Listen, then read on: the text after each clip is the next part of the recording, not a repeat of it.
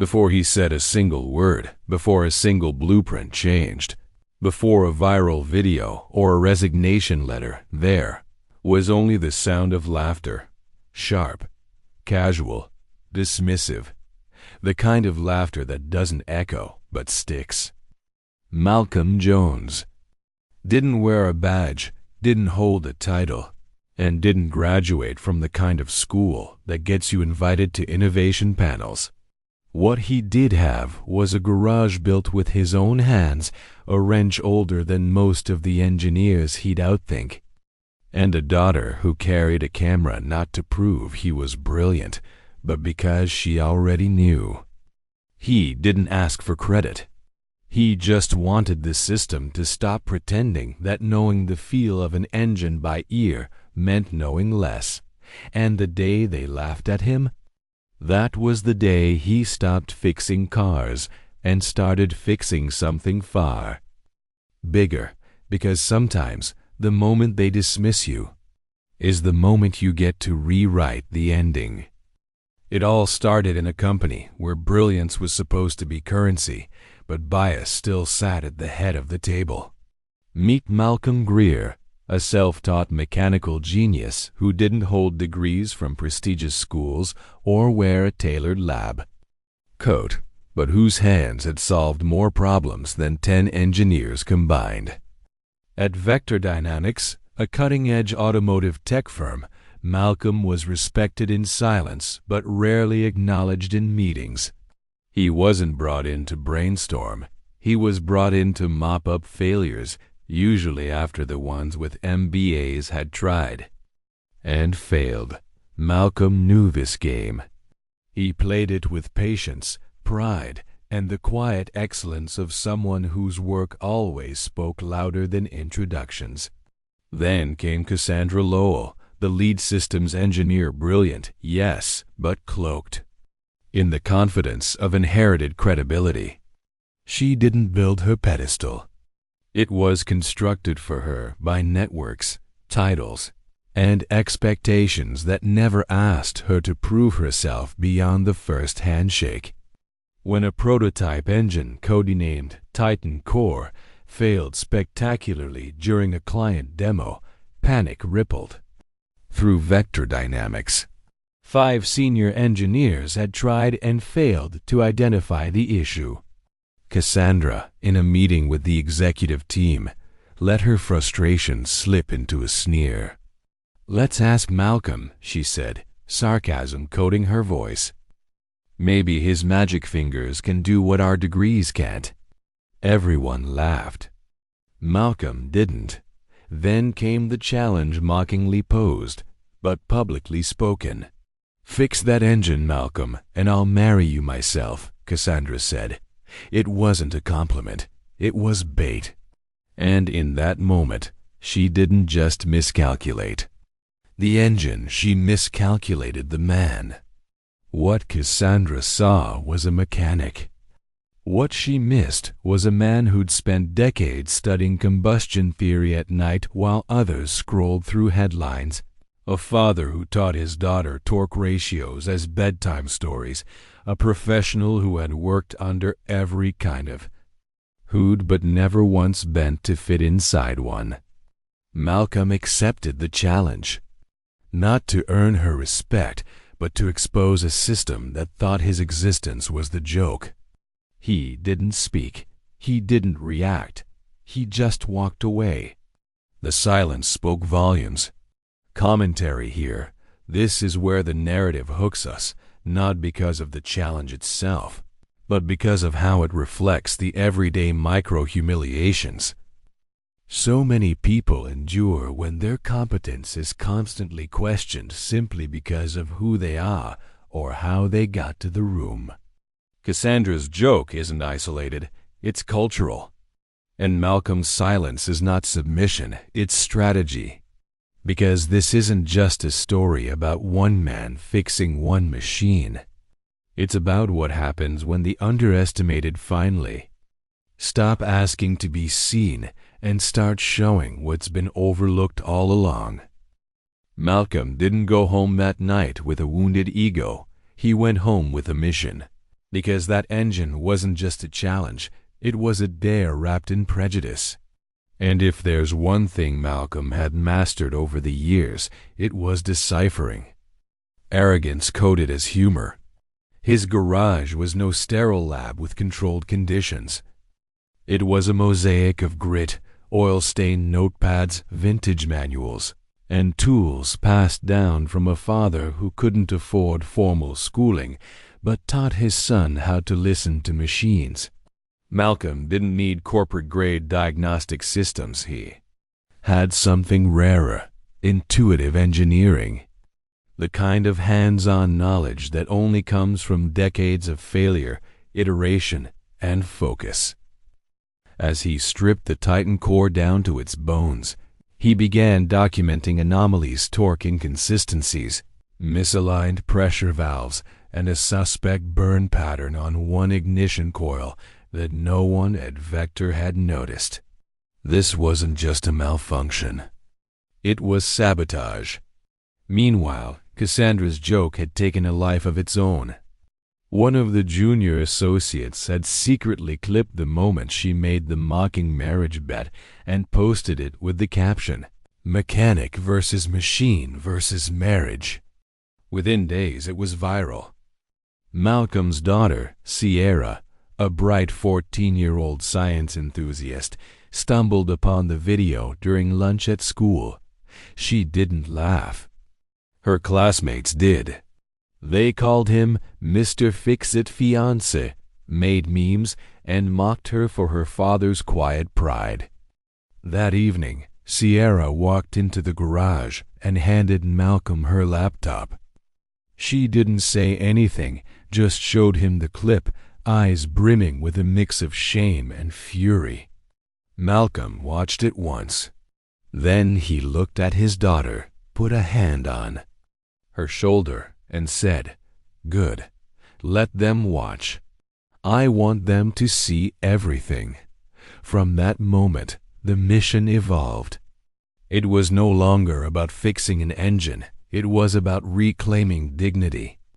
Malcolm installed a GoPro in the garage, documenting every moment of his work, the sound of bolts loosening, the sparks flying during adjustments, the sleepless nights, the quiet explanations to Sierra about mechanical thresholds and stress tolerances. And then, help arrived, unexpected and vital.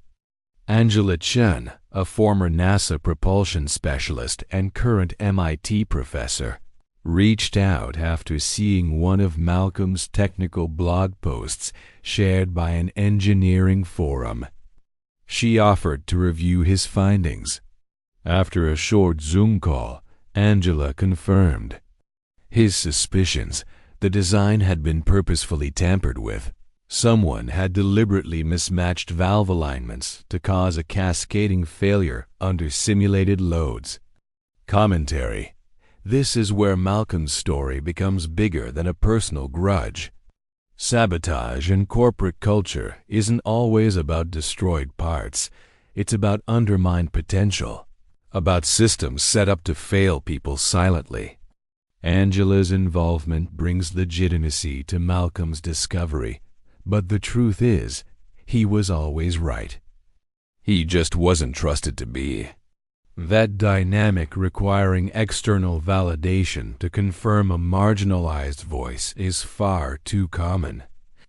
Sierra, too, transforms here. She's no longer a victim of shame.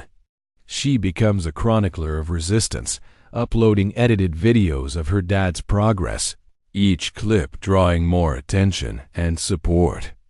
And slowly, the narrative begins to shift.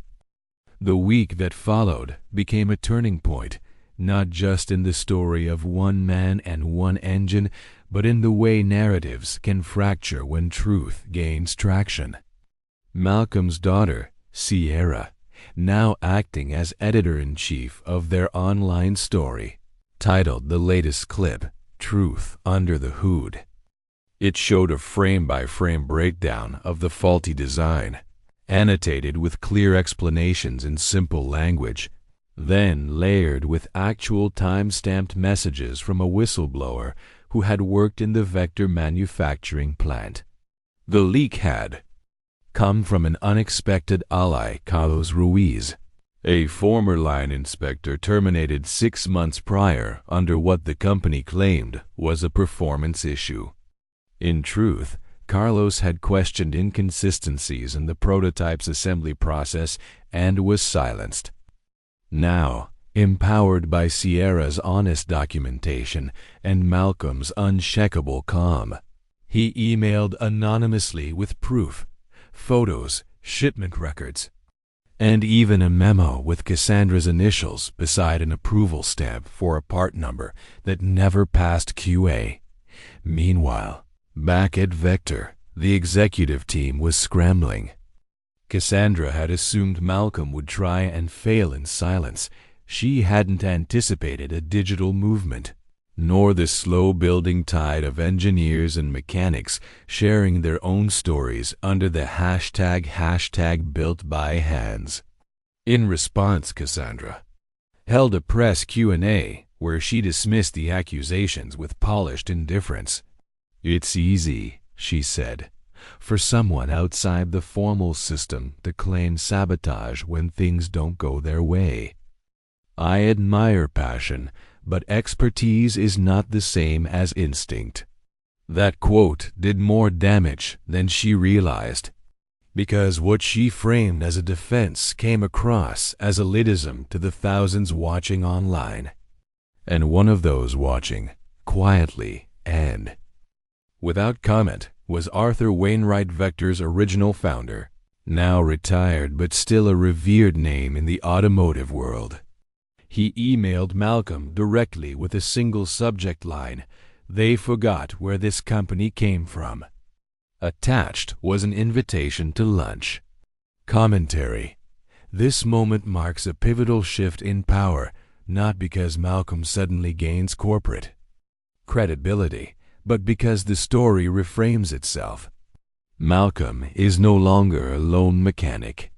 He becomes a conduit for others to reflect on what has been lost in a system where titles outweigh truth.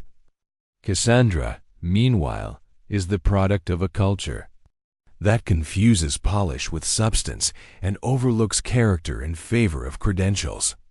Wainwright's quiet entry reminds us that the origin stories of great companies rarely began in boardrooms. They began in garages, at kitchen tables, in late-night failures followed by stubborn breakthroughs. As Sierra and Malcolm prepare for the meeting, there's no performance, no need for reinvention, just clarity. Because when truth has momentum, it doesn't need to shout. The lunch wasn't at a boardroom table or a five-star bistro. It was at a diner off the interstate, the kind with cracked leather booths, old jukeboxes, and the kind of waitresses who remembered your name if you came back twice. That was the first sign Wainwright hadn't lost touch with where he came from. Malcolm showed up in his Sunday best-pressed denim shirt, clean slacks, shoes that had seen many oil stains but now gleamed like polished truth. Sierra sat beside him, her notebook open, camera discreetly off. Wainwright arrived with no entourage, just a folded newspaper under one arm and grease on his hands that hadn't quite washed off from his morning in the workshop. The moment he shook Malcolm's hand, something unspoken passed between them, mutual respect, born of calloused palms and decades spent in pursuit of mechanical poetry. Over coffee and scrambled eggs, Wainwright listened, really listened. Malcolm laid out everything: the engine teardown, the footage, the calculations, the whistleblower, even Cassandra's bet. He didn't embellish. He didn't dramatize. He let the work speak, and Wainwright nodded slowly, thoughtfully. "You remind me of a man I once hired who didn't have a college degree," Wainwright said. "But he rebuilt a 1956 T-Bird transmission with a wrench, duct tape, and faith. We used to say people like him had gold in their hands. You've got that. And so does your girl." What followed was not a flashy endorsement, but something more valuable. Wainwright offered to have the engine independently evaluated by 3 veteran engineers from the company's early days retired. Yes, but not forgotten. If Malcolm's findings held up, Wainwright would personally fund the investigation and publish the results in the Vector Foundation's industry bulletin. Commentary. This scene is about quiet credibility, about the difference between clout and character. Wainwright could have stayed silent. He didn't owe Malcolm anything. But legacy, when it's rooted in integrity, knows when to stand up again. This also marks a subtle evolution in Sierra's journey. She's no longer just documenting her father's vindication. She's learning how power is negotiated, when to speak, and when silence can echo louder than a shout. As they leave the diner, Sierra slips her hand into her father's. "I'm proud of you," she says. Malcolm just smiles. "We're not done yet." The diner handshake may have sealed the moment, but the days that followed would determine whether it changed anything. Malcolm and Sierra returned home to find that something had shifted, not just in the inboxes overflowing with messages of support from anonymous engineers and former mechanics, but in the way neighbors, community leaders, and even skeptics began looking at them. Not as a curiosity, not as a man tilting at corporate windmills, but as something dangerous in the best way, undeniable. Meanwhile, in Cassandra's camp, silence was becoming brittle. An internal investigation had been launched, not publicly, of course, but there were whispers in the halls of Vector. Staffers began sending out resumes. The marketing team quietly removed Cassandra's quotes from the website. Rumors reached her that Wainwright had lunch with the mechanic. She laughed it off.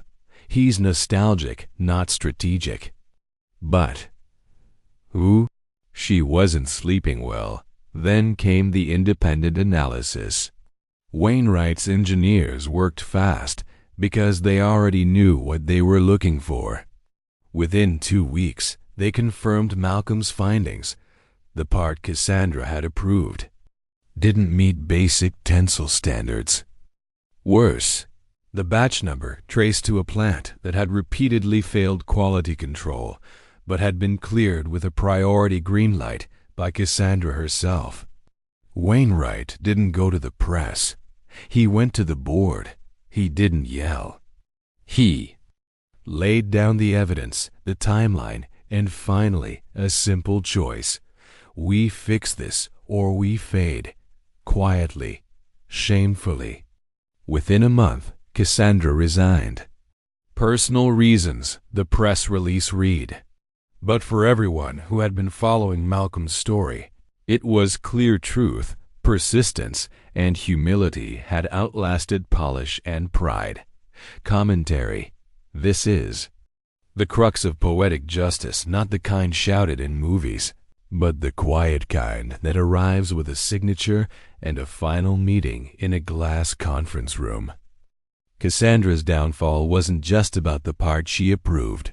It was about what she represented.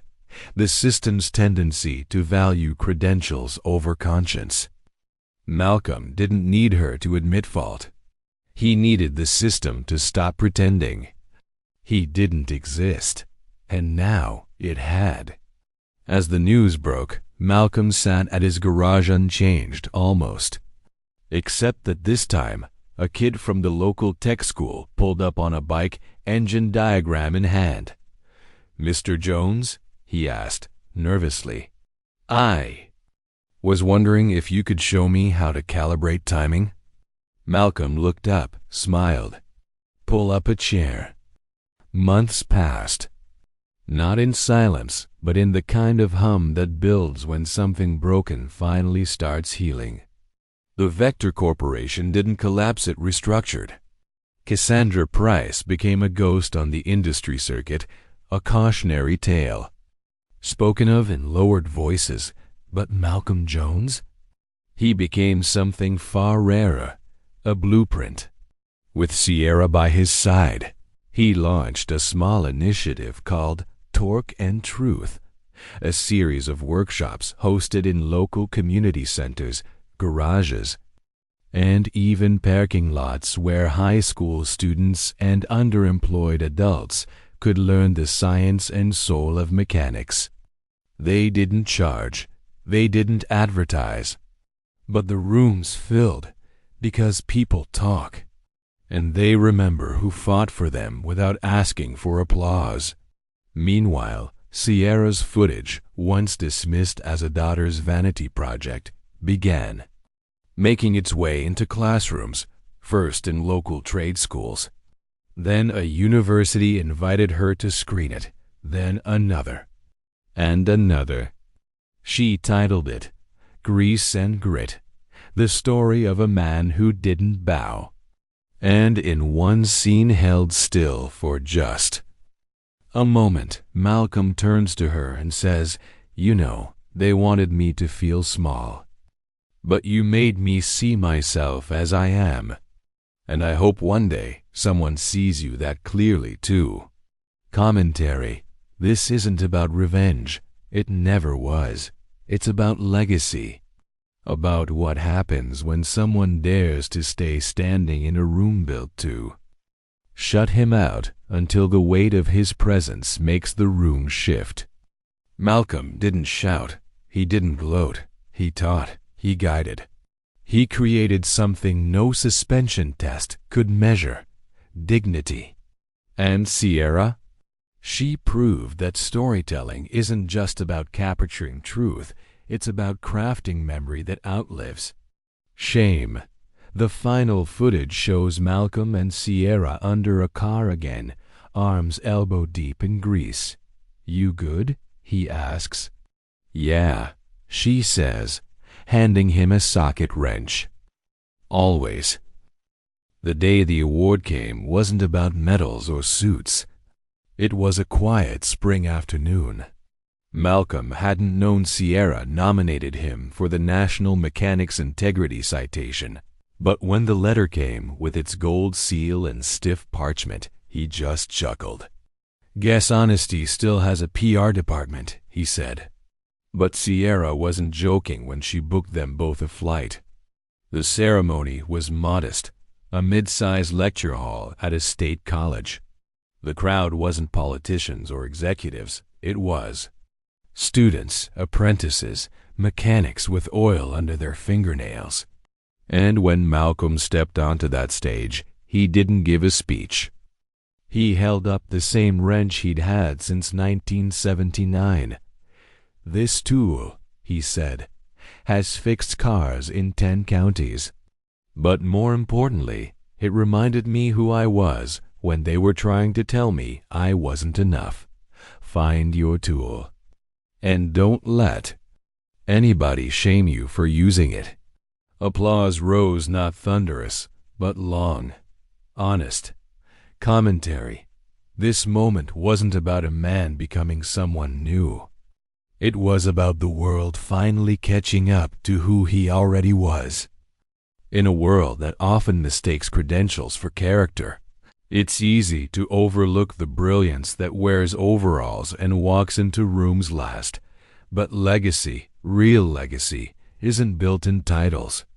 It's built in how people remember you when they need to be brave. And Malcolm? He made people braver. Sierra captured that moment in a frame, her father stepping down from the podium, someone reaching out not for a handshake but to say thank you. That photo now hangs on the wall of a trade school in Louisiana with a plaque underneath. He didn't design engines. He designed belief. Sometimes the most revolutionary act isn't breaking in, it's staying exactly where you are, doing excellent work until the door opens anyway. Malcolm didn't rewrite the rule book. He proved that the rules don't define the outcome integrity. Does. And Sierra? She showed that seeing someone clearly can change everything. Not every story needs a villain defeated. Some just need a hero believed.